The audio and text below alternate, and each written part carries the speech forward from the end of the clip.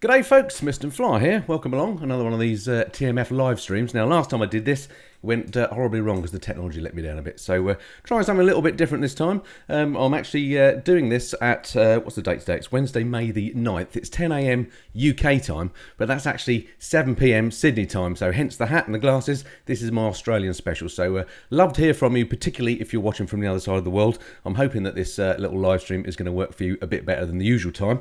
And also, it might be a bit better from a bandwidth point of view. I just have to lose that for a moment. So, yeah, it'd be great if you can let me know if you can see and hear me okay this time. That would certainly put my mind at rest, and I'd love to hear where you're from. Last time, I made a note, actually, about where we had some of the viewers from. It's absolutely incredible, this internet thing, isn't it? So, had people watching from Queensland, I had Melbourne, I had Western Australia, outside of the Antipodes, I had the Netherlands, Vancouver in Canada, Philadelphia. I even had somebody on a cruise ship in the Caribbean, which was unbelievable. Mark Gorick, I think got your name right there. Mark was watching from Bolivia. Someone in Mexico, Arizona, Scotland, Devon, and Buckinghamshire, to name but a few. So that's just absolutely amazing. So yeah, do let me know in the comments where you're watching. That would be good. And I can see already, in fact, we've got 78 people watching, so that's fantastic. So loads of questions to go through. I've got a few that were hanging from last time that I can go through as well, but I want to try and make the most, if I can, of actually answering the questions on the live stream. Somebody commented last time that I didn't actually answer many of the questions that came up. So sorry about that. I'll try harder this time. So I'll just have to use the old glasses to see what some of these comments are saying that are coming up here. So who have we got? So James Juby, hello. All good in the UK. Excellent. Reading, Sheffield. Lots of people in the UK. Oh, Cambridge, what's something about Hawaii just whipped by, that's amazing. Perth in Australia, fantastic, thank you, that's great. I did get somebody from Australia. Who else we've got? Somebody in Tame, Norfolk. Oh, another one, High Visac 20 in Melbourne, fantastic. Trap Niqua in Melbourne as well. Thanks for having me along. This is absolutely amazing. Oh, Anthony, you're in Queensland. Brilliant.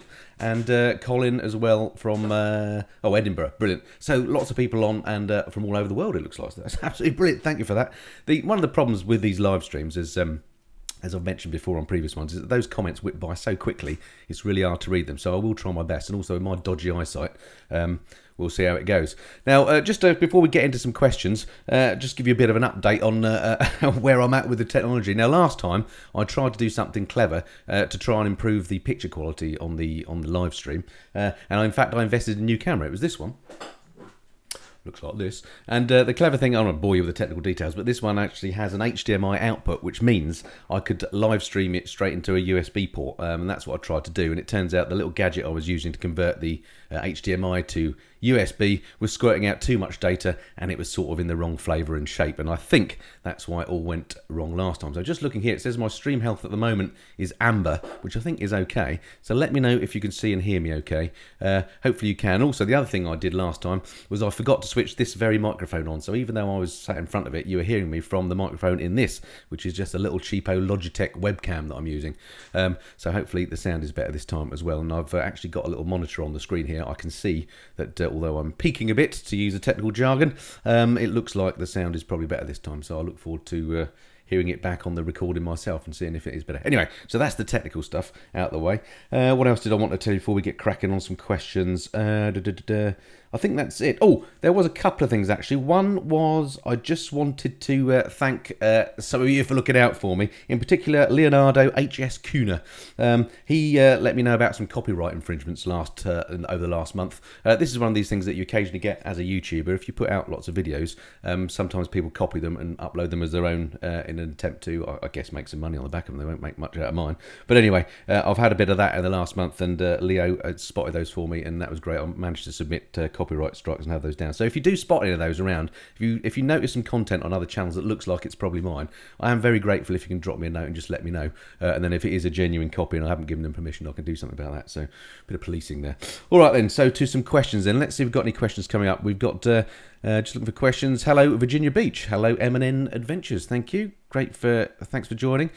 Seeing here perfectly from Oz, says Honda NC750X stuff. Brilliant. That's absolutely great. Your yellow shirt looks marvellous. Excellent. So the colour's working well then. Okay, everybody's saying it's good, which is great. Maybe the lip sync is slightly out. Not a lot I can do about that, I'm afraid. I suspect that, again, is just to do with bandwidth. but I don't know. Straight out of an EasyJet flight. Thank you very much. I'm glad you're appreciating the shirt. This was new yesterday, actually. Not bought specifically for this, unfortunately. Hello, Sam. Another one from Sydney. Brilliant. Right, when is the Lecky bike coming back? From Peter Whaler. First question. Thank you, Peter. Well, it is coming back. The people from Zero were marvellous about the fact that I came off the thing. And they have got the bike fixed, but of course they have a schedule. I think they've only got the one sort of press stroke demo stroke loan bike, or very few of them anyway in the country. That bike has been repaired now, and then of course they've got a schedule of people that they're lending it to, so I'm having to re-slot back into that. And I think, without looking at my diary, I think I'm due that.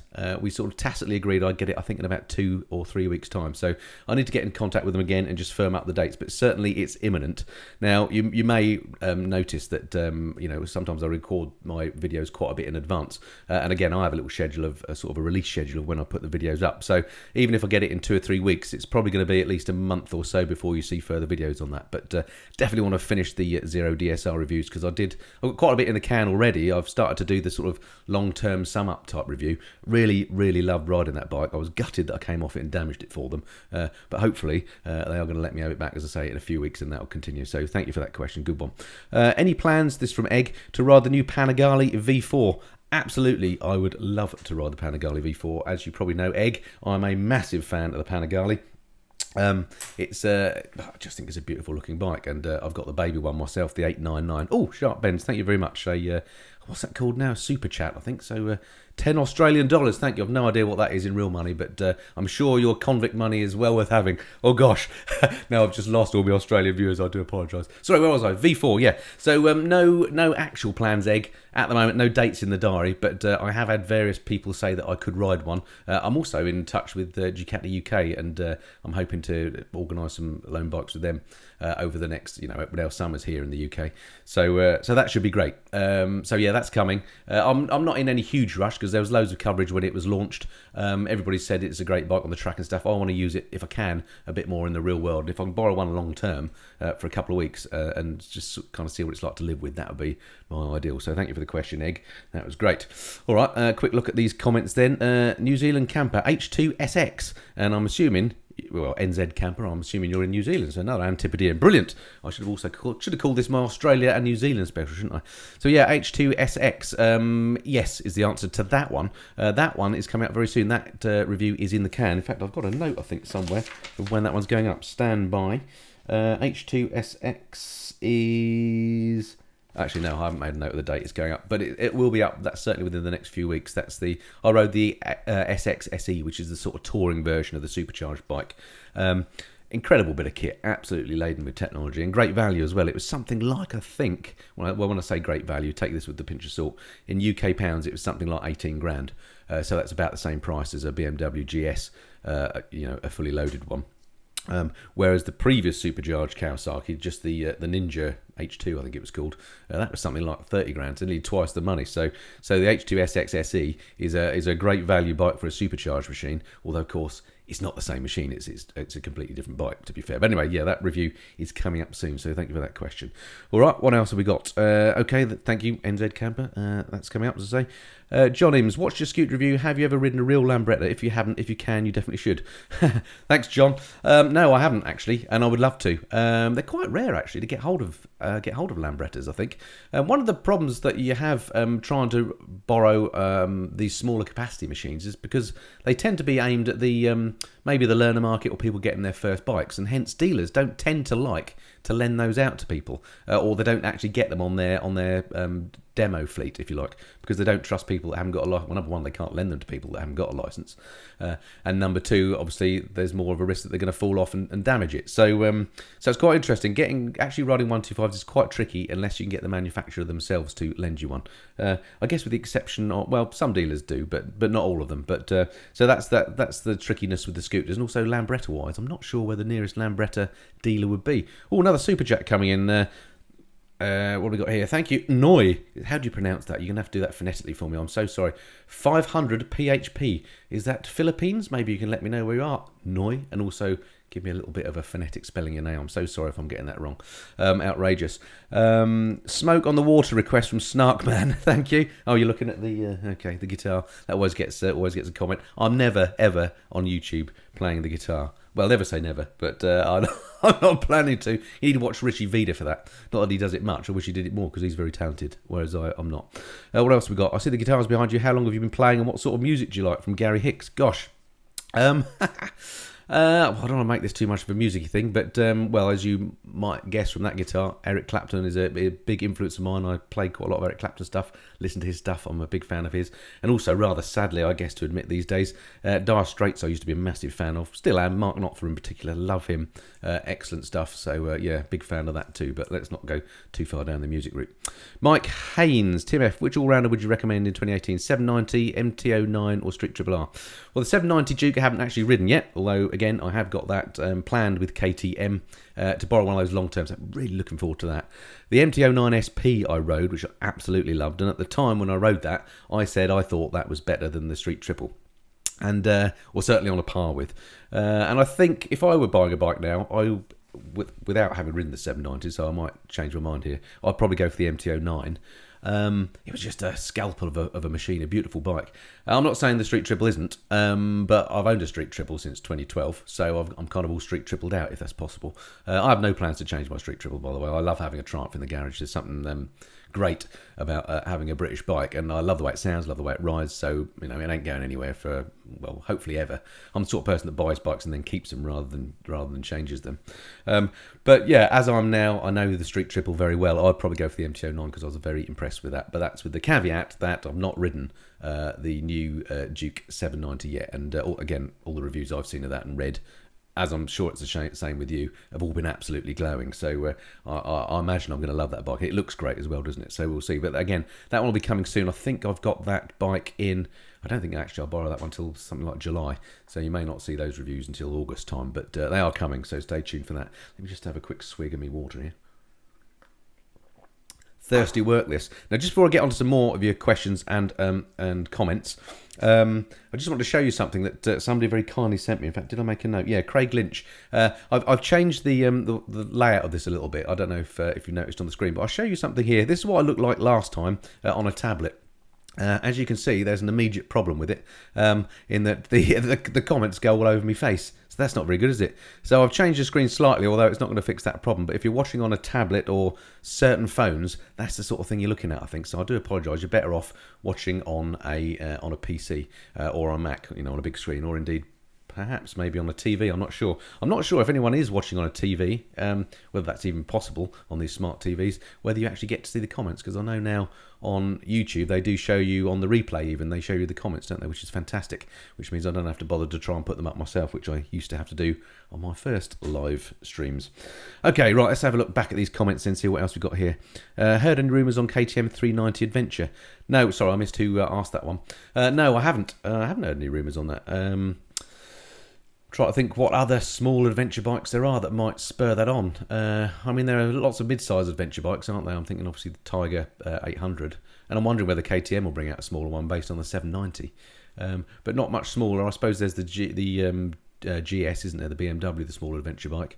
I think possibly manufacturers are missing a bit of a trick there, because let's face it, if you want to go off-road and you want to carry lots of luggage, the lighter your bike is to start with, the easier it's going to be. And certainly, as you probably know, I'm a massive GS fan. I love the KTM Super Adventures. I like the big adventure style bikes, but like most blokes of my age, I like them mainly because they're comfortable and they're good to tour on, not because I want to take it off-road. And also, they're so expensive if you drop the thing. One, I'm not a very big bloke. I probably wouldn't be able to pick the thing up. And secondly, if you damage it, it's going to cost you a lot of money. So I ain't going to be taking my GS off-road, although I know they're very capable because I have ridden one off-road. I went to Spain earlier in the year and rode the new GS Rally over with Toro Adventures, which was absolutely amazing. If you've not seen those videos, it's in my tour playlist. I can't remember what I called it, but it's probably something like Andalusia by GS or something. But there are 4 or 5 episodes there. Excuse me. Got a bit of a cold again. It's my 9th of the year, would you believe? Anyway, I don't like to moan about it or mention it. Yeah, so I have been off-road on a GS, but yeah, So I know they're capable, but I'm not going to do it on mine. Certainly not around here where it's all muddy and slippery and horrible. Having said that, beautiful weather at the moment, which is partly why I'm wearing the shirt. I mean, it works for the Australia special theme as well. But actually, it's a beautiful day here. Here in the UK, we've had amazing weather. Yesterday, it was something where I live in the southeast, about 26 degrees centigrade. It was even warmer a few days before that. I've been doing lots of flying. It's been absolutely lovely. Today, it's cooling off a bit. It's about 21 today is the maximum we're getting. And hopefully, also, because we're doing this at 10 a.m. UK time, you're benefiting from slightly better lighting, because I'm actually in front of a window, so this is real daylight that's lighting me up this time, rather than the artificial stuff that you usually see, which makes me look a bit yellowy. So I'm hoping that's an improvement, even though I'm still on the old camera. Right, let's get back to your questions here. Are you looking to do a review on the new Ninja 650? Would love to hear your opinions on it. Thank you, AvPete5. AvPete, I wonder if that's some sort of relation. Is that referring maybe... Perhaps you're an aviation fan? I don't know. Anyway, the answer is yes. I mean, there's not much I wouldn't like to ride if I haven't ridden it already. Obviously, I can only ride what's available to me. The 650s is a category I really love, because I think that size engine is just perfect for real-world riding. In fact, I've got a 650 in the garage at the moment. I've got the Suzuki SV650, a brand new one, sat in the garage. I've been riding for the last couple of weeks. I've got to take it back this week to Suzuki UK. But I've really enjoyed riding that, and it just makes you think, you really don't need more power than that, do you? I've said before that I think in the UK at least, if you want I think the minimum you could get away with is probably a 250. I have my CRF 250, and that's perfectly good for riding in the real world, commuting and stuff. It's great. The only thing I guess it lacks is a bit of punch if you're on faster roads, on motorways and things. But a 650, you're fine on a motorway. You can wind her up, overtake traffic, no problem at all. So yeah, I'd love a go on the Ninja 650, and there are a few others in that category I've not ridden yet either. So I might try and do a concerted effort of doing all the sort of 600, 650 type size bikes, particularly the sports bikes. And maybe come up with a little top 5 ranking. I did a thing recently, I don't know if you saw it, AvPete, of my top 5 best bikes of 2018, where I went through all the best bikes that I've ridden in the last year or so. I've ridden something like 90 bikes over the last year, 18 months. So I thought I'd do a ranking, and that video went down really well, actually. So I might do some other sort of top 5 sports bikes, top 5 naked bikes, that sort of thing. Just something I'm thinking about doing over the summer. So yeah, so it'd be good to do like a top 5 650s, maybe top 5 beginner bikes, all that kind of stuff. So little plan. All right, let's just look back at the comments again. Is the Aussie special a hint to an upcoming trip? I wish it was, Tony. I've never been to Australia, other than here virtually. I like to think that my image is at least getting to a few people in Australia now. We know from some of the comments, which is great. So my image has been to Australia at least at the moment, which is brilliant. But no, these cells unfortunately have never been there. It is very much on the bucket list. I've got to make it happen. Australia and New Zealand is a tour I'd love to do. Now, as much as I love flying, I don't much like flying in airlines for long periods of time. And I think the flight from here to there is something like 22 hours or something with a stop. So you're going to need to do it for a month, really, aren't you? But certainly, as soon as the kids are off my hands and they're off to college, university next year, maybe, then that would probably be the time for me to do it. So hopefully it won't be too far off. Next year or two, I'll get over to Australia 100%, and maybe I'll get to ride a bike there as well, and yeah, do a few tour videos. That'd be good. Anyway, I'll let you know if I'm going to Australia. I will let you know, because it'd be great to meet up with a few Aussie viewers perhaps and do a bit of a ride out. How fantastic would that be? Anyway, so yeah, that's definitely on the bucket list. Right, what else we got? New Zealand campers, stick to cheating in the cricket. I'm not actually a cricket fan, but I'm aware there was some cheating in cricket, and I don't think it was us, was it? It was the Aussies that were doing that. So there we go, but I'm not going to get embroiled in sports stuff, because I'm way out of my depth, unless it's rugby, and then I'm out of my depth as well. What else we got? Call over Pete. Ever tried a Norton? Crazy Horse in Suffolk, very helpful. Oh, they're a Norton dealer. I don't know. I've not been to Crazy Horse Customs. I'd love to go there. It's because they've got some amazing bikes up there, haven't they? I often see them at the bike shows and stuff. I may have to give them a ring and go up there and have a look. But yeah, if they're a Norton dealer, it'd be fantastic to have a go on one of them. I'd love to ride a Norton. As you've probably gathered, I love British bikes, and any British bike, even when they're not really British, like the Royal Enfields, I'm well happy to ride them. So I can never imagine having a garage with several bikes in there without having a British one in there, which is why I'm keeping that Street Triple. But replacing it with a Norton or something of that ilk would be fantastic. So yeah, one day I'm hopeful to ride a Norton. Of course, they are a bit hen's teeth. You don't see them much in the wild, do you? And there aren't that many dealers around, so it's very hard to actually borrow one to ride one. But if anyone from Norton is watching, I'm well open for borrowing a Norton to give that a try. Okay, what else have we got coming up?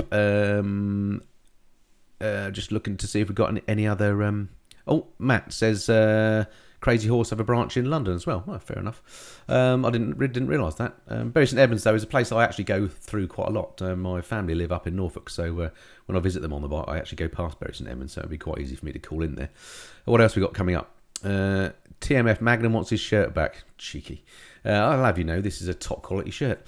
This is the first time I've cracked out this shirt. I only bought it yesterday. I think I mentioned that already. And I wore it to take my daughter to sixth form this morning. She told me she hated it. And my wife told me similar yesterday when I showed it to her. So it's not gone down too well at home either. So it may be the first and last time you see this shirt. I think it's quite good, actually. I like it. Anyway, Serda Aussie Diner. I hope I'm getting your names right here. I'm sure I'm not. Which one would you prefer, Africa Twin or Cross Runner? Well, funny you should ask that, Serda, because I recently rode the Africa Twin Adventure Sport.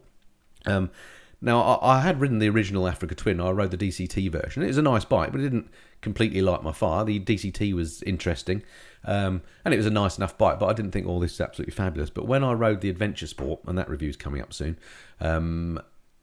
it blew me away. I was really surprised with what a nice bike that was. So I think out of those two, I'd go for the Africa Twin. In fact, I think at the end of the review, which, as I say, you will see shortly, I mentioned that if I was in the market for a big adventure bike, the Africa Twin Adventure Sport might now even possibly trump the GS. I don't know. Hang on a minute, I'm going to cough again. Stand by. Apologies, did I mention I've got a cold? It's the 9th one this year. Outrageous. Yeah, so I would. I think out of those two, nothing against the Honda, but the Africa Twin Adventure Sport is a really, really nice bike. They've done some great things with that. I mean, it's not just a bigger tank it's got on it now. The engine's smooth. It goes well. It looks good. It rides nice. It's just a bit different. So yeah, I'm a huge fan of the Africa Twin Adventure Sport now. So I think I'd go that route. All right, what else have we got coming up on the questions front? I'm a fashion designer. You are banned on trend. Well, hopefully, Matt, you mean bang on trend. Thank you very much. See? Well, I like to lead the trends, really. You'll understand that. Hello from Wollongong, New South Wales. Thanks, Alan. Brilliant. Great to have you along. I hope did my timing thing work out? Is it sort of 7 p.m.-ish there? What is the time now? Gosh, have I been on for 25 minutes already? I thought I barely started. Let me know how, if you've had enough, just let me know and I'll bog off. I was thinking do these for half an hour and that'll be fine, but it feels like I've only just started. My God. Okay, let's carry on. Do you use cruise control much on your long distance trips? Sam, I am. Thanks, Sam. Good question. And the answer is yes, as much as I can. Mostly in the UK because the roads are so flipping congested and busy. It's sometimes cruise control could be more trouble than it's worth. Can't you forever turn it on and off and upping it and downing it for the speed. But there's also an awful lot of roadworks in the UK. So or measured speed limits. So if you're in a 50 mile an hour speed limit going up the M6 for 30 miles. Sticking your cruise control on at 50 is absolutely fantastic. So I'll probably use it for that more than actual cruising. If I were on an empty road, and I did use it a bit on some Scotland tours, then yes, I would switch it on because it does, just gives your hands a rest, and it's quite nice to flex the old wrists when you switch the cruise control on. So yeah, given the choice between having a bike with cruise control or not, particularly a touring bike, then yeah, definitely, I do use it. So it's a good feature. So if you think about getting a bike and wondering about whether you want cruise control, I would say yes, that is second to heated grips, which I'm another fan of. Okay, let me see what other questions we've got coming in. Best wishes from Poland. Thank you, Packer6666. And glad you like the shirt. Thank you very much. What else have we got coming up? Custom Patreon build from Matt Rowe. No, interesting question. I don't have Patreon. I don't do that yet. I've talked about this before, about how do YouTubers make money. I got a video entitled that very thing. And whilst I've got nothing against people that do Patreon, I know it works very well for some people. I just feel a bit, I don't know. I just don't like asking for money. Clearly, I'm not poor. I don't need money. Although, of course, it's lovely to get. If you want to send me any more now on these super chat things, then please do. That's fantastic, and it does help to buy things like the new camera, etc. I mean, anything I get like that gets ploughed back into kit for the channel or bike trips or whatever. But Patreon for me, it just feels like it's a step too far. I think one day I may have to do it because there's no real. And I don't want to sound all whingy here. I'm certainly not whingy, but you can't really make money on YouTube otherwise. You do get a little bit of money from advertising from Google, and I get a little bit of money from my sponsors, but not a lot, nowhere near as much as you would potentially think, and certainly nowhere near as much to sort of pay back the effort that you put in. I mentioned before my YouTube channel. I don't do it for a living, but I do it pretty much full time. In that I spend more time doing this than I do anything else in my life because I enjoy it and I just love riding bikes. I love making videos. I love doing things like this. It's just all stuff that I was doing anyway for fun. So yeah, that's my main motivation, not money. And I guess that's the way it should be. I can't remember where I was going with this now. But yeah, so Patreon, maybe one day I'll do it, but I'm not, at the moment I don't do it, so there is no special Patreon bike build. Although I would love to do a bike build. I'm technically inept, really. So I watch lots of other YouTube stuff about bike builds, and I've just finished watching the bike show, or the motorcycle show, you know, the Henry Cole thing, which I really enjoyed. His bike build that he did, he's taken an old Harley and rebuilt it, but it just scratches the surface. It doesn't really show you the difficulties that had. If it was me doing that, it wouldn't be a matter of just bolting an engine back in a frame and connecting a few wires up and off we go. It would be scratching heads about, you know, where did that bolt come from and where does it go back. But yeah, one day, again, if I can scrape up enough spare money, perhaps I can buy an old bike and strip it right down and rebuild it. I think that would make a great series. It'd be something else for the channel, which I'd love to do. The space is also a bit of an issue. I've got 4 bikes in my garage as well as the usual day-to-day domestic stuff, and there's not a great deal of room, but I'm sure I could find room if I get an old bike. I'd love to, again, if I get something like an old Royal Enfield or an old British bike, that would be fantastic. Or indeed an old Harley. I love the way those things sound. I have very little experience with Harleys. I've never even ridden one. I will put that right at some point, and it would be great to strip one down and rebuild. So yeah, it's certainly in the mind. So many bikes to ride, I've got so much ideas, so many things that I'd like to do on the channel, just not enough time to do it, really. But anyway, we'll get there eventually. If you keep watching, I don't intend stopping doing this unless people stop watching. Hopefully in the future I will do some bike rebuild stuff. All right, what else we got? Hello from South Africa. Hi, Peter. Thank you very much. Wow, South Africa, excellent. Not working then, because I think you're in the same time zone as us. It's as I say, it's 10:30 in the morning here on Wednesday. You may be an hour different, not sure. Maybe let me know. BMW R9T, your next bike, I'd say. Thank you, Motorcycle Addict. Good guess. I do love the R9T. And in fact, I've got another R9T review in the can coming up. I've ridden the R9T Pure. So that's coming up soon. Stay tuned for that if you're an R9T fan. I do love those. Real toss-up between that and the Triumph Bonnevilles. Love both those bikes. But for me, at the moment, I think if I were to spend money on one of those retro bikes, well, I might go for the Kawasaki Z900. That was amazing, the RS. That's an incredible bike. But yeah, I do love those. I do love the R9T. Bandit Man UK. Hello there. You need to extend the man cave. Yes, I certainly do. Sadly, not much room to do that. But has crossed my mind, has to be said. Or maybe go into the loft. Hi, TMF. Have you ever thought of doing a track day school from Russell Hale? Also, what are your thoughts on nodding to fellow riders? Track day school. Not really, Russell. I haven't really thought about that. I've done a few track days. I think doing a track day is a great idea for any rider. I just think it improves your road riding. Generally, makes you better riding. Maybe gets it out your system. How fast will your bike go?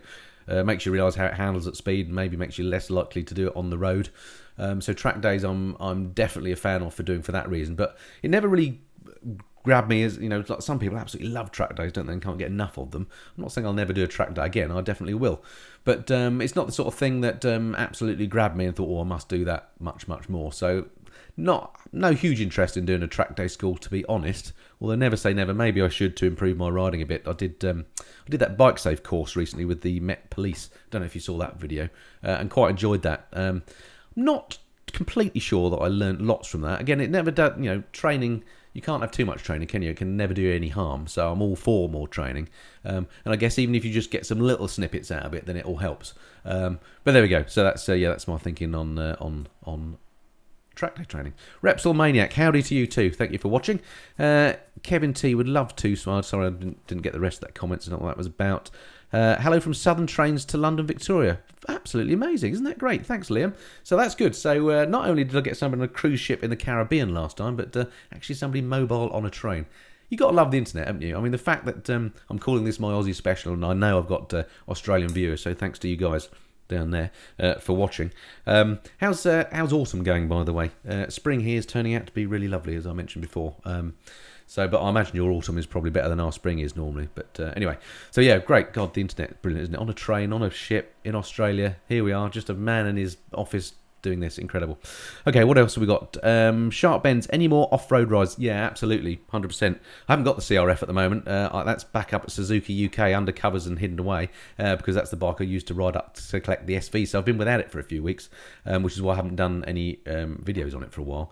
But I was reading an article recently in, I haven't got it, in Adventure Bike Rider magazine. Don't know if you have that. And they found some green lanes in Berkshire, which looked really good. And that's not a million miles from here. So I'm thinking once I get the CRF back, I shall be hunting out out those very same green lanes, and you can absolutely be sure I will be making a video about that. So I can't remember, Sharp Benz, have you got a CRF? Have you got an off-road bike? Can't remember. But and I can't even remember where you are. Sorry about that. I'll try and remember where people are, but it's quite difficult with well, getting up to 70,000 to people now. Funny that I can't remember where everybody is, so apologies. But yeah, love a bit of off-road riding. Again, like track day riding, it just improves your day-to-day road riding, doesn't it? So if you've never done it, you don't have to become a super fan. I mean, I'm not superly amazed by it. It's not something I want to be doing every week, but I certainly enjoy it when I do it, and I do think it improves my road riding. But when it comes down to it, I'm a relatively slow touring type rider. That's the sort of riding I like doing. I like to use the bike to see places. Anyway, let me just have another quick swig. Hang on. Okay, what else we got coming in on the live stream? Colin Deans, how's the SV been? Review soon? Yes, absolutely, Colin. In fact, there'll be, I think I've got 3 videos coming on it. So there'll be my initial impressions review, which I will have done on the first day that I had it. So it's, you know, what are the first things that strike you about it. Then I think I might have done one of my 5 things I love about it. So the top things about the bike. And then I'm just working on now the final video, which is all about the things I've learned. So the pros and cons, the negatives as well as the positives. One of the things that I often get criticised about, as do other YouTube people that do bike reviews, is that, you know, I never say anything bad about a bike. Well, new bikes these days are all pretty good. I challenge you to find a bike that you ride that's brand new that's bad. So you have to be very picky to find bad things. So, but the beauty of having the things like the SV that I've had for a couple of weeks is you do get to really, you know, understand the bike a bit better. Okay, it's not the same as having it for a couple of years, but it is better than just having it for a 1 hour test ride. So with the SV, I've been very, very picky to find things that I don't like about it. So I've come up with a list of pros and cons. But I have to say, in summary, there are far more pros than there are cons. It's got a lovely engine on that bike. It's a twin, as you know. It's got a great character to it. It sounds nice when you wind it up. It's a really easy bike to ride. I think it looks pretty good. Yeah, I've been really impressed with the SV. For a bike that sometimes people, because it's been around for years, isn't it? For a bike that sometimes people think is a little bit mundane or boring, I think they're wrong. It's a really nice little machine. It looks great as well. I've got one in black with red bits, and it looks really good. It's got the red frame. Looks a bit Ducati Monster-esque. Really good. Okay, what else we got coming up? Sharp Benz. Oh, sorry, I missed your comment there, Sharp Benz. I see it was 23 degrees wherever you said you were. Sorry, I missed that again. Andrew Hodges, would you say... Oh, that's gone as well. I'm so sorry. Let's pick one up. Old Man Triple. Oh, TMF, what's up, son? Brilliant. OMT, great to see you. Now, you're the man. I've got a bone to pick. Well, not really a bone to pick. I stole your catchphrase, the whole hey kids thing, and I don't think I did it. I think I said good day, didn't I, at the start of this one? Or I meant to anyway. But Old Man Triple, he's the guy to blame. I often get criticised for always saying hey kids at the start of my videos, and it's become a bit of a catchphrase of mine. But actually, like all best things, I stole that, and I stole that from Old Man Triple. So if you've not subscribed to OMT's channel, he hasn't put stuff up for ages, then go and have a look at some of his early videos from a couple of years ago, and he always started with hey kids, and I thought that sounds bloody cool, I'm having that. So I stole that from you, OMT, and thank you very much. It's done me proud. And it's about time. Oh, thank you. You said you'll give it to me. Thank you. It's about time you started doing some videos again. When are you going to start doing some videos? The reason why I watched OMT was he used to have exactly the same street triple as me, and it turns out we share the same hairstyle as well, so top guy. And he's in Australia. Was it Perth, OMT? I can't remember whereabouts you were now. It always looked absolutely gorgeous on his rides. Something else I thought about stealing from OMT, actually, what he used to do was rides when he would go out and do vlogs and talk about current affairs. So at the time, I remember when I was watching, he was talking about Obama being voted as president. Shows how long ago it was, and having a chat about that. And I quite like that idea about doing a bit of current affairs stuff. So we'll see. So I might have to steal that from you as well. Anyway, good. You're saying you maybe soon you'll do some. Well, please do some, because I miss you, mate. And there are a few vloggers that used to be around that no longer do stuff. What happened to Roadcraft Nottingham? Old Russ. He was brilliant as well. He did put something up recently-ish, but only one in a couple of years. It's such a shame. Some of the original guys that I used to watch and was a big fan of just disappeared. Such a shame. Anyway, OMT, we need you back. Making me feel old now. No, of course you're not old.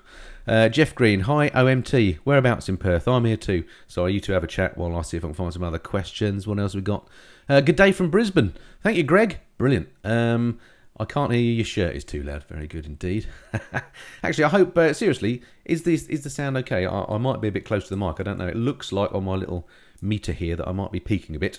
I have got this little filtery thing, so hopefully it's... I'm hoping it's better sound quality than it was before. It's a bit of an echoey room. I might have to invest in some of those spongy things for the walls. All right, what else is going on? Gwyn Williams. Hey, Gwyn. Good to hear from you. Hi, Flyer. Loved your tour of Wales. You're not Welsh, are you, by chance? With a name like that. Live in Oz now, but can't wait to get home and ride Snowdonia. Excellent. Yeah, well, pick the weather, Gwyn, carefully. I think you're possibly better over there.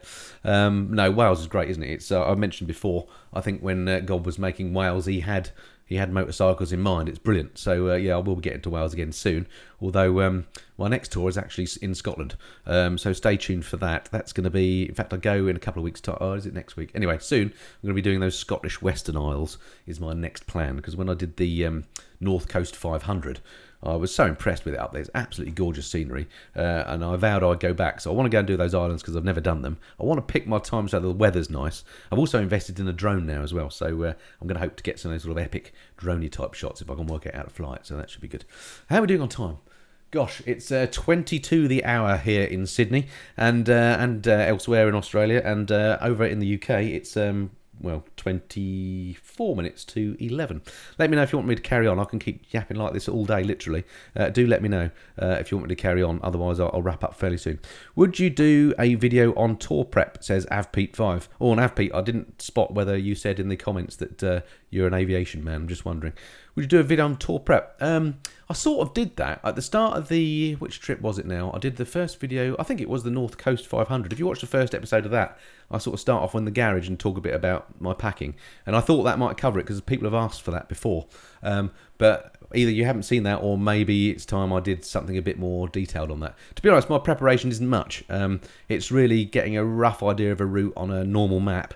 I don't do any clever stuff with GPSs. I find following the GPS on my BMW a nightmare. The Nav5, great bit of kit though it is. It's rubbish at following routes. Well, in my technical hands it is anyway. So I tend to just go place to place on the sat-nav and play it by ear and then use booking.com on the phone for hotels. But anyway, yeah, maybe I should do that. Thanks for that.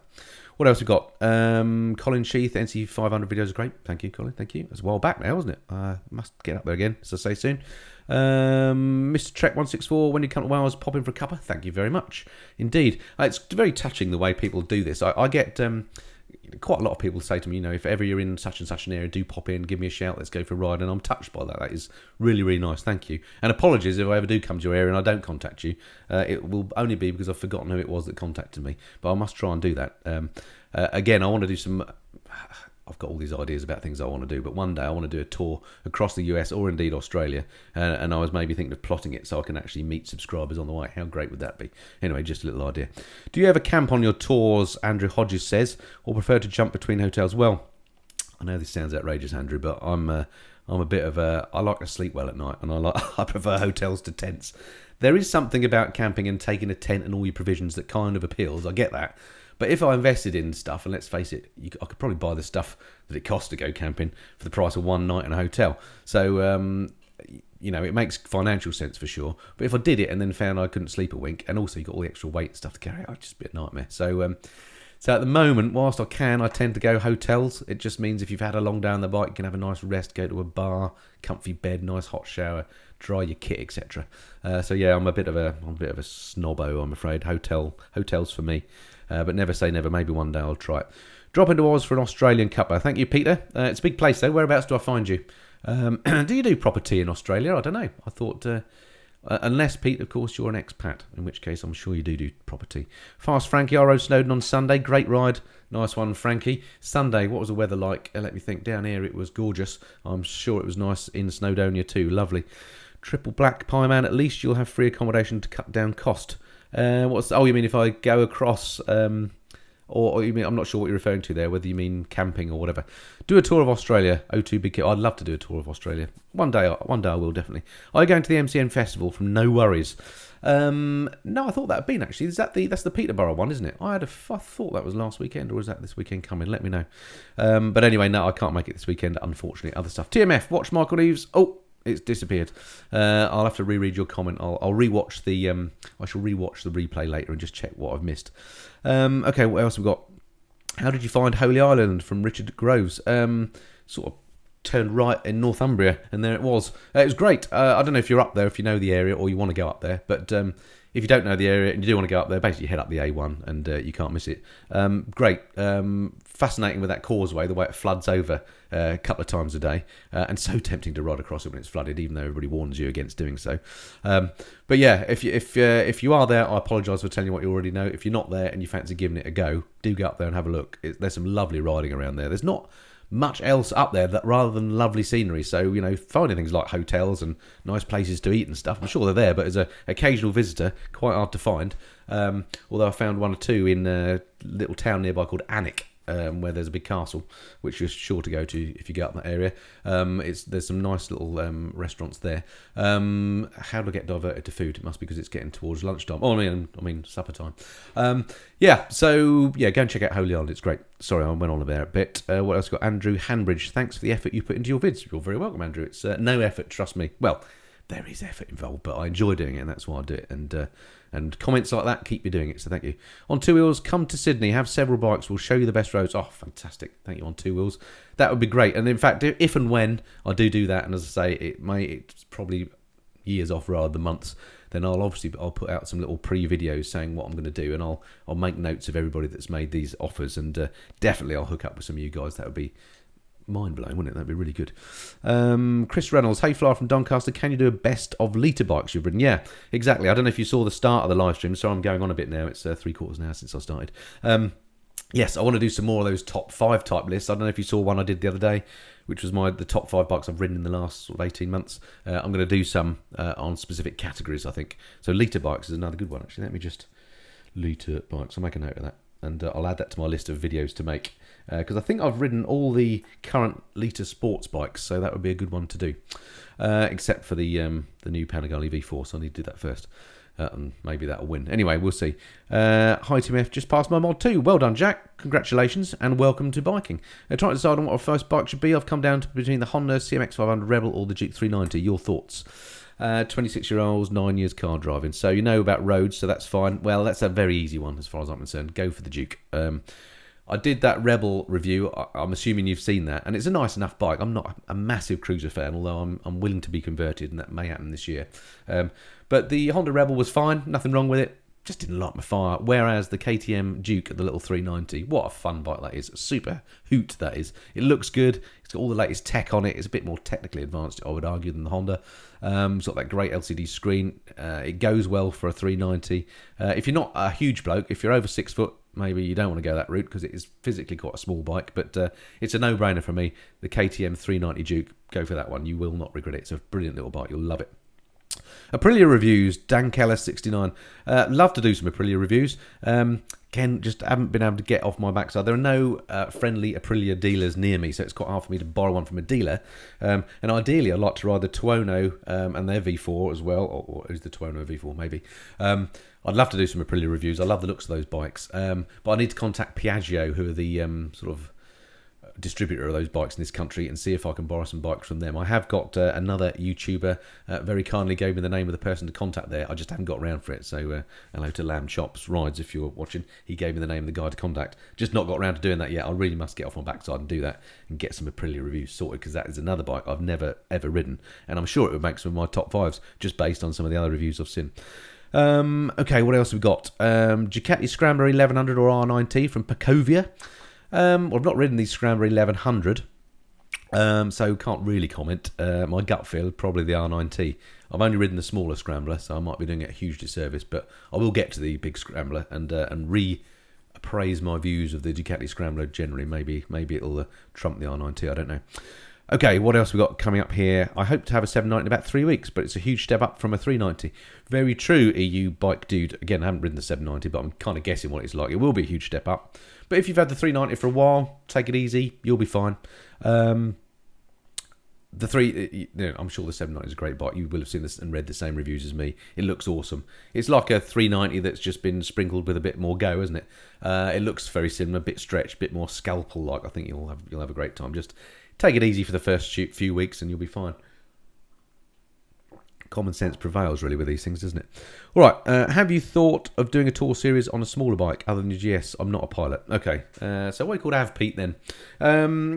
a tour on a small bike. No, I haven't really thought about doing that, to be honest. I have thought about doing a tour on my Street Triple, which mine's the 675. Does that count as a smaller bike? And I have thought about doing a tour maybe on the CRF, the 250 as well. Because, of course, let's face it, they're all the rage, aren't they, doing round the world tours on CRF 250s now. We've got Steph Jevons just back from her, I think it was a 4-year tour around the world she did. My mate Ben King, he's out in Iran at the moment, if you're following him on Facebook or on Instagram, having a great time on his CRF, so it's entirely possible to do. I better just check the technical status. So it's saying here I've got live stream health is amber, which is sort of okay-ish. I'm hoping you can see and hear me okay. Maybe somebody can just comment and let me know whether you can see and hear me okay. I can see we've still got only 300 people watching, which is fantastic. Thank you. For this time of day, it might be that I have to do more at this time of day, not only to keep my Australian friends happy, of course, but it might just be that the internet works better at this time of day, and I also think the light through the window works better. We'll see. We'll see how many boo rhubarb type comments I get on the recorded version from those people that sadly in the UK had to work today while I'm doing this and watch the recorded version. Jeff, thanks, all good in Perth. Triple Black, all good in New Zealand. Sound and vision is fine from Colin. 10 out of 10, no issues from Sam Gab. Brilliant. So it looks like that's all working. Brilliant. Thank you for that. God, it's great the way that I can ask you a question and I instantly get this feedback. It's absolutely brilliant. Thank you for that. Okay, any other questions coming up on the live stream? I've got a few more to go through actually from last time. Let me just answer a couple of these and then I'll come back to the live stream questions. So one here from Stephen Watson. Hi, Stephen. Does the bigger screen on the GS make a difference? And I guess you're referring to my screen, which is an MRA Vario screen. And the answer is 100% yes. I'm a huge fan of the MRA Vario screen. This is the thing which, if you haven't seen it on my bike, it's like a little spoiler. Well, actually, the screen comes with it fitted, but it's got a little spoiler on the top. They're called an MRA Vario screen. It works a treat. It just stops the dirty air coming off the top of the GS screen, which I found my head was buffeting away on the original GS screen, but the MRA screen has stopped that. And the trick with them is a bit counterintuitive. It's not to get that little spoiler flicked up so it looks like it flicks the air up, but it's actually to get that spoiler parallel to the top of the... So if that's the big screen, you put the little spoiler parallel, and that basically helps maintain something called laminar flow on the top. It means the air flow off the top of the screen is smoother, and that's how that works. So don't get one and just try and extend your screen with the spoiler. Put it parallel with the smaller gap as you can, and you'll find that kills the turbulence. You're still in the air blast, but it's clean air, not dirty. So MRA Vario screen, cannot recommend them highly enough. I've nothing to do with MRA. They've never given me anything for free. They don't sponsor me or anything, but yeah, I'm a fan of their kit. Okay, so that was Stephen. Thank you, Stephen. Philip Griffiths, this is a great question. If your garage is burning, which bike do you save? Well, I guess the actual answer to that is it depends how much it's burning and where the fire is, and which one's nearest to the door. But all things being equal, you know the answer is going to have to be my GS, because it's just a great all-rounder. It's a bike that does everything. If I can only have one bike, it would be the GS. So yeah, I guess that's the answer, Philip, for that one. Do one more from last time, then I'll come back to some live questions. Cindy and Steve Lind, after riding both the Ducati Monster 1200 and the Super Duke, I'm interested in your take on the differences between the two. Thank you. Well, thank you for the question. So the Ducati Monster 1200 I rode relatively recently. Lovely bike, sort of retro style machine, a beast in itself. And the Super Duke I borrowed for a couple of weeks late last year. Unbelievable bike. So I think the answer is they're both very different bikes. If you obviously like the more traditional retro characterful type bike, then the Ducati is the one to go for. If you just want something that's out and out fast and leading edge technology, then the Super Duke is the one to go for. As I say, quite different bikes. The Super Duke, very fast, very high tech, very precise, and it's got that particular look about it that you may or may not like. The Ducati Monster, still very fast bike, don't get me wrong, bit more characterful with the engine, looks lovely, a bit more classic motorcycle looks. So I guess it's which one of those two things are more important to you. So thanks for the question, Cindy and Steve Lind. Let me just have another quick swig of water, and I'm also going to sniff. So I'm just going to mute the mic for a second. Hang on a second. Oh, I'll try to.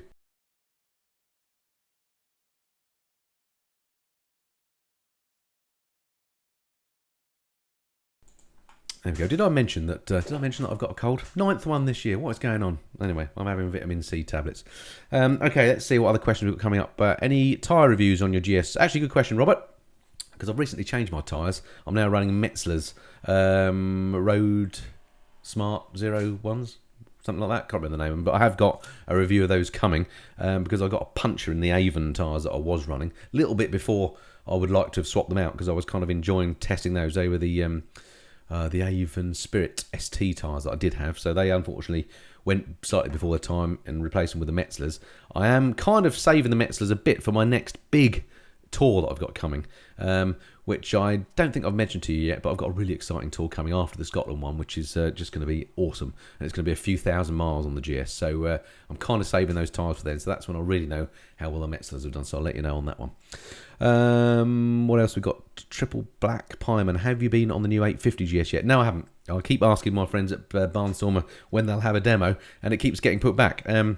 They've said to me that as soon as they get one in, it's on the demo fleet, they'll be on the blower and will let me know that I can ride it. So as soon as I can, I will ride it. Been looking forward to that. You're not the first person to ask, so that will be coming soon. What else have we got? S1000RR or H2SX SE from Lloyd? Good question. I think H2SX SE. Although to be fair, both those bikes I'm not a big fan of the looks of. And I've said before, bikes you buy with your heart, don't you? Not with your head. And a big bit of it for me is what the bike looks like. And those two particular bikes, I'm not massively a big fan of the way they look. Although both technically amazing bikes. Both of them maybe not quite my thing. Oh, Annoy Barangay, thank you very much. PHP 500. I have no idea what that is in real terms, but thank you very much, very kind of you. And I'll look at the comments to see if you told me how to pronounce that. So I do apologise if I'm getting your name wrong again. Noi, we'll see. I'm probably making it worse, and I do apologise. But thank you very much for the contribution. That'll go for some petrol for some more touring. Aladdin Fox, how do you keep cats, dogs, partners, children out of your amazingly tidy, organised room? Well, number one is do your live streams when they're all out. So at sixth form, work, etc., which is another reason for doing it now. They're not sapping bandwidth. And also, this little room here is the only room I have any sort of authority over in the house. The rest of the house is like a tip. Gosh, I hope none of them are watching or ever watch this. This and the garage are the only place I have some sort of semblance of authority, so I do try and keep this organised like my mind. But elsewhere is not the same, I'm afraid. I'm fighting a losing battle with my family if I want things tidy so that my OCD doesn't set alarms off. Okay, what else have we got here? You pronounced it right first time. Noi Barangay. Thank you, Noi. Thank you. Planning a Western Europe trip on my new GSA, David. Any nice twisties to suggest in Western Europe? Well, blimey, where to start? I mean, there's lots of great places in Western Europe, aren't there? The classic one, of course, is the Alps. My personal favourite is Spain. You can't go wrong because the weather tends to be nice there. And basically, I think anywhere in Spain, great rides. My latest ride there, as you may have seen, was in southern Spain, down near Malaga, with Toro Tours. That was brilliant, just amazing. And the weather there is good all year round, so recommend southern Spain. But of course, Pyrenees, great. The northern bit of Spain, the Picos, I've never done those, but I know Bruce Smart, my old mate, Teapot One, he always swears that that's a great bit of riding. Scotland, of course, is amazing, but you've got to get the weather right, so choose your time. So yeah, those Scotland, Spain, the Alps, Black Forest in Germany. I haven't done that myself, but I understand it's good. Must get there myself. So yeah, loads of options. Sport for choice in Western Europe if you've got a bit of time to travel around. What else we got? Let me just check the time. Gosh, 5 to 11 here in the UK, 5 to 8 in Sydney. So I better stop at an hour because otherwise, nightmare. What else we got then? Oh, I like your shirt, thank you. Motorcycle Addict. Okay, goodbye, kids. Gotta go. Okay, see you, Motorcycle Addict. Thanks for watching. What else we got? Test riding a CB500X today. Do you have any thoughts on the bike for my A2 license? Aaron, don't know much about that. Haven't ridden it. Would like to. I'd like to ride more A2 bikes, and again, just do a specific little video about A2 bikes. So it can't really help you there. I'd be interested to hear how you get on. Drop me a comment. Let me know what you thought of it once you've ridden it. In terms of bikes for your A2 license, well, there's some great bikes you can get now, aren't there? I'm not sure if I think the little KTM 390, which I'm always going on about, I think that's A2 friendly, which would be a good choice. But also things like the Bonneville T100, I'm not sure if they have to be restricted, but you can get an A2 friendly version of that, or the Street Scrambler, which is another great bike, A2 friendly. Depends what style of bike you like, I guess. What else we got? Hello from Cornwall. Hello, love it down there. Sydney Slow Rider. Okay, that's not a question for me. Fair enough. Check out Mr. Fish for the CB500X, Tangle says, so that's a good recommendation. Go and have a look at his videos on that one. Thanks for brightening my day with your videos, informative and very real to watch. Thank you, Greg. That's very kind of you. Do an Ireland tour. EU Bike Dude. Do an Ireland tour. All your Irish subs can turn up and join you. You could have free breakfast for a week. What a fantastic idea. Again, I would love to do Ireland, and I've got, in fact, behind me, I bought all the maps and everything for that, for the Atlantic Coast Wild Atlantic Way tour. The slight issue with that is, well, there's two issues really. One is, again, you've got to pick the weather, because I understand it rains a bit in Ireland, so I want to try and limit that. And then it's also, it takes me a fair while to get over there to start with, and it's quite, if you do the whole thing, it's quite a long old way. So I'm probably looking at 10 days plus in total to do it from here. And it's just hard to get 10 days free to do stuff. I try and knock out 3 videos a week. So whenever I go away and do a tour, I have to pre-upload stuff, and I have to get ahead of myself, which is why I do record things a little bit in advance, so that I can then go and do tours and still upload videos while I'm away. I don't know if you've noticed, but since I've been doing this more regularly, which was, I started doing this in October 2016, was when I started being a bit more serious about my YouTube activities. And I've every single week I've done 3 videos at least since then, and that is quite difficult to maintain that. So in fact, it's getting to the point, I've got some tours coming which are quite lengthy, where I may actually take a little break from uploading. I'll let you know when that's going to happen. It won't be that I'm taking a break from making videos, but it just gets logistically difficult to upload and comment and do everything you need to do about publishing videos. It's not just a matter of uploading to YouTube, there's lots of other stuff you have to do as well. And it just gets a bit hard if you're on tour. So I may take a few weeks break here and there in the summer. We'll see, but I'll let you know. Okay, what else have we got going on? Somebody, I'm looking at a RVF 400 for an investment and a little toy. What bike would you buy for an investment? Great question, and I have no flipping idea. I have to say, Sam, I'm rubbish. I'm beyond... this time round, I started biking about 9 years ago. Swatted up on all the market, and ever since then I've been reading all the Gump Find. I know quite a lot about bikes from about then onwards, but pre that I don't. So I'm no good. I'm no good on investment advice. Sorry about that. Morning from North Carolina, 6 a.m. Charles, nice one. I was thinking, and I'm going to cough again. Sorry, excuse me. I should have muted the mic. I was thinking I must do a US friendly live stream as well, but to get it so it's friendly in the West Coast in San Francisco, 8 hours behind us, it would mean I'd have to do it to make it sort of evening in San Francisco. I'd have to get up at sort of 3 a.m. to do this, and as much as I love doing this, there are certain hours in the day or night where I think humans have no business to be around, and for me that's between about 2 o'clock and 5 o'clock. There's only one thing I want to be doing between those times, and that's being asleep. So sorry, San Francisco, as much as I love you, I don't think I'm going to be doing one at 3 a.m. But I did think about doing one. I could maybe do an early morning one. I'm happy. Well, I could get up at like 5 a.m. and then maybe that would work for the West Coast, but then it would mean it's very late for the East Coast. So it's very difficult for me to do one so the time works for the US, so you might have to stick with the recorded version. Sorry about that, but thank you to you for watching, so that's great. Casey Neistat manages a daily upload. I know he does, but yeah, one assumes he's not having to do the cooking, washing, ironing, shopping, hoovering, 2 school runs a day, etc, etc. In fact, I'm pretty sure he doesn't have to do that. What else we got? US show runs the risk of wall-to-wall Harleys. Well, difficult in my case. I've never ridden a Harley, so it certainly wouldn't be. What else have we got? 2016 or 2018 1290 Super Duke or alternatives from Rod. Well, generally speaking, it's always better to get the newest bike you can, isn't it, Rod? Because obviously it has all the latest updates and so on. But it comes down to cost and what you can find. So it's what you perceive as the value, I guess. So if you can get a good 2016 model at a good price with a big saving, depending on your financial situation, it may be the way to go. The thing is, when you read the reviews and things about these bikes, every time a new bike comes out, it's the latest and greatest and it's the best. And you read these reviews and journalists rave about them. But I've found over the last few years, riding lots of different bikes, that actually a bike is a bike. And if you ride, say, my Street Triple, which is a 2012, and you ride a brand new Street Triple, they're both great bikes. If you've never ridden a Street Triple before, they'll both feel pretty much the same, even though the new Street Triple is hugely improved and even has a bigger engine. So I think if money is important to save a bit of money, then the 2016 I think you'll be more than happy with. Also, you might prefer the dials on that, because I don't think the 2016 had the TFT screen. And I'm a bit old school. I'm wondering now whether I prefer old school dials over TFT. I'm not sure, but anyway, it's obviously all going TFT. We'll see. But yeah, so 2016 I think you'll be fine with. But if you must have the latest and greatest, 2018 surely must be better. But it won't be hugely better. So, you know, as I say, value is important. Go for the 2016. All right, I better wrap this up because it's top of the hour here in the UK. It's been amazing speaking to you. I could sit here and talk to you for another hour easily. And I'm amazed. We've still got nearly 300 people watching. You've been here for the whole hour, which is absolutely incredible. You give me an hour of your time. Thank you so much for doing that. Leave any further questions below in the comments to this video. And indeed, if you're watching the recorded version of this video, do stick your comments below and I shall attempt to record all those and I'll answer them on the next live stream. So thank you for that.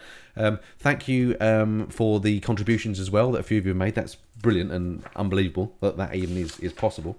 A couple of things before we wrap up that I just want to let you know. So coming up in the next month, of course, I've got more product reviews. Got a few things to tell you about, in particular something called a Monimoto, which I think I might have mentioned before, which is like a little bike tracker, really top value. I've installed that on my bike, been using that, got a review of that coming up soon, so stick around for that. Got more garage installs. I've got the first episode of my new tour series. I haven't been on that tour yet, as I say, but my Western Isles of Scotland tour is due, first episode Friday, June the 1st, so that's coming up. Lots of great bike reviews. I mentioned some of these already, but I've got the R90 Pure is coming up, the Kawasaki H2SX we mentioned, the Africa Twin Adventure Sports. I've got the conclusion this Friday of my Tiger 1200 long-term loan. So this is the, what have I learned over the long time with the big Tiger 1200. Definitely worth watching if you're in the market for a big adventure bike. Those bikes have come on a lot, but I answered the question, do I prefer it over the BMW GS and what's the difference between the two? So that's coming out this Friday. More scooters as well. The Lexmoto scooter that I've had long-term loan, there's a sum up on that. I've also had a bigger scooter, the Suzuki Bergman 650. Lots of videos on that coming up if you're into scooters. More vlogs, of course. I may even do the odd flying video. I did one flying vid, a little bonus one. Of course, this is a motorcycle channel, so I don't want to bore you all with my other hobbies, which is flying, hence the Missenden Flyer. But I did a little flying video 2 weeks ago where I just flew some circuits for currency. If you haven't seen that and you're interested, go and have a look. And I actually got I got far more positive comments about that than negative. Well, I think I had one person say that you shouldn't do this, you should stick to motorcycling. Every other comment, and there were hundreds of them, all said this is great, do more. So I may do some more flying videos. I've been doing a lot of flying the last few days because the weather's been so great. And so I'm tempted. So yeah, let me know if you don't want me to do that and I'll stop. But otherwise I might do. I won't do them on Mondays, Wednesdays and Fridays. I'll keep those for bikes. I'll just do those as perhaps extra little videos. And I've got a few ideas I mentioned before about doing this sort of bike v plane thing. Might have to do that. It's just logistically tricky to set up, but that would be fun. Okay, before I go, what else we've got to say? Oh, must just say thank you to Custom Fit Guards, my sponsor. You can see their little logo down here, hopefully.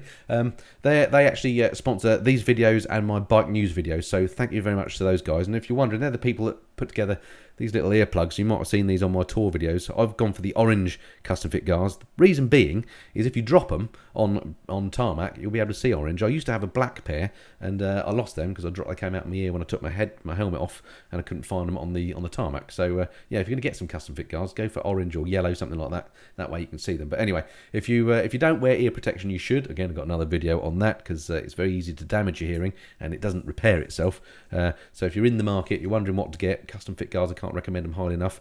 I've been banging on about how good these are for ages before they sponsored me, so it's great that they sponsor me now, but I wouldn't say they were good if I didn't think so. So yeah, go check those out. Go to Custom Fit Guards. I'm trying to think what the website is. Put a link below anyway if you're interested. All right, so thanks to those guys. Next live stream, if you want to make a note in your diary, I'll probably just for interest resort back to the usual time of 8 PM UK to do this. So thanks for watching, Australia. We'll do another one of these because it's actually easier for me to do it this time of day. For the next live stream, you want to make a note, Wednesday, June the 13th, 8 PM UK time, so it's British summer time, GMT +1 will be the next one, and I'll look forward to speaking to you then. As I say, if you're watching the recorded version, do leave comments below and I shall do my best to answer them on the next video. Brilliant. Thanks very much for watching. Been great spending some time with you. Chuffed that you spent this long with me, and look forward to speaking to you next time. Until then, this has been the Missenden Flyer. Cheerio.